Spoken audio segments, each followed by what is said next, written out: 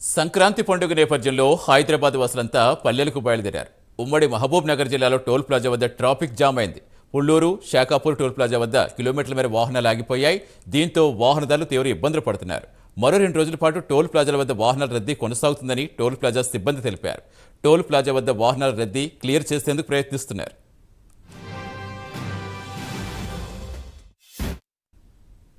తాజా పరిస్థితి వివరించేందుకు మా కరెస్పాండెంట్ హరీష్ శంకర్ జరుగుతున్నారు. హరీష్ శంకర్, ప్రస్తుతం ఎలా ఉంది? ఎన్ని కిలోమీటర్ల మీద ట్రాఫిక్ ఆగింది? ట్రాఫిక్ క్లియర్ చేసే విధంగా ఎలాంటి యాక్షన్ చేపడుతున్నారు అక్కడ అధికారులు?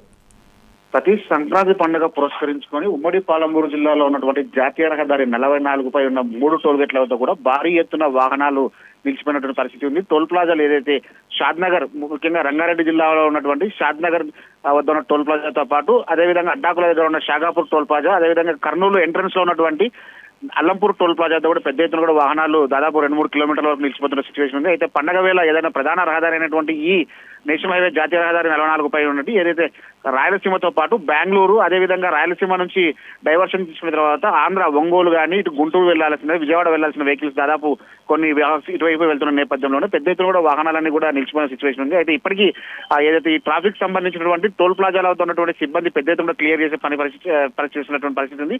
అదేవిధంగా వచ్చిన వాహనాలు వచ్చినట్లుగా ముందుగా డైరెక్ట్ గా వెళ్లేందుకు అయితే ప్రయత్నం చేస్తున్న నేపథ్యంలోనే ఒక్కొక్కసారి సాంకేతిక లోపం ఉన్నప్పుడు అయితే ఎటువంటి ఇబ్బంది కలుగుతుందో వాళ్ళంతా కూడా ముందస్తుగా అంచనా వేసిన నేపథ్యంలో సంక్రాంతి పండుగ రోజు పెద్ద ఎత్తున కూడా వాహనాలు ఇటు రాయలసీమతో పాటు బెంగళూరు కావచ్చు, ఇటు కర్ణాటక ప్రాంతానికి వెళ్లే అవకాశం ఉన్న నేపథ్యంలో దానికి తగ్గట్టుగానే ప్రస్తుతం ఏర్పాట్లు అయితే కొనసాగుతున్న పరిస్థితి ఉంది. మరోవైపు ఈ టోల్ ప్లాజాల వద్ద కూడా దాదాపు 2-3 కిలోమీటర్ల నిలిచిపోయిన నేపథ్యంలోనే ఇటు ఏదైతే 4 వీలర్స్ ప్రధానంగా ఇటు లారీలు, బస్సులు కాకుండా 4 వీలర్స్ కూడా పెద్ద ఎత్తున సింగిల్ డ్రైవ్ చేసుకుంటూ వీళ్ళంతా వెళ్తున్న నేపథ్యంలో దాని అయితే క్లియర్ చేసే పరిస్థితి కొనసాగుతుంది. ఉదయం నుంచి కూడా పెద్ద ఎత్తున వాహనాలు అయితే ఇటు వెళ్ళిపోతున్న నేపథ్యంలోనే దాదాపు 2 రోజుల పాటు, అంటే రేపు ఎల్లుండి ఈ పండుగ కొనసాగుతున్న నేపథ్యంలో 2 రోజుల పాటు ట్రాఫిక్ ఉండే అవకాశం. తిరుగు ప్రయాణంలో కూడా సేమ్ సిచ్యువేషన్ కొనసాగితే వాటి చర్యలు ఏ విధంగా చర్యలు తీసుకోవాలో వాటిపై కూడా ముందస్తు ప్రణాళికలు వేసినట్లు కూడా తెలుస్తుంది.